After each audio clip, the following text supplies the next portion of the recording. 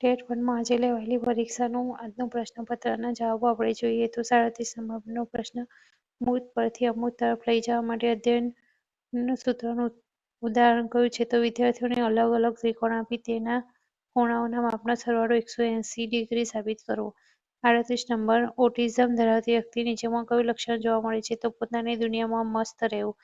આ સમસ્યાના ગ્રસ્ત બાળકોમાં ભાષાનો યોગ્ય ઉપયોગ કરી શકાતો નથી તેને સમજાવવું તેવું બોલે છે તો સ્વલિનતા. 40 નંબરમાં જવાબ આવશે આકૃતિ એ બી સી માટે કયું સાચું છે? તો જવાબ આવશે એ પરીક્ષણ, બી માપન, સી મૂલ્યાંકન. 41 નંબર અધ્યયન સંબંધિત અક્ષમતા ધરાવતા બાળકોમાં કયા લક્ષણો નહીં જોવા મળે? તો વર્ગ કાર્યમાં એકાગ્રતાથી જોડાય છે. 42 નંબરનો પ્રશ્ન અધ્યેતા કેટલું શીખ્યા અને કેવી રીતે શીખ્યા તે જાણવા માટે કયા પ્રકારનું મૂલ્યાંકન વધુ ઉપયોગી બને છે? તો જવાબ આવશે રચનાત્મક મૂલ્યાંકન.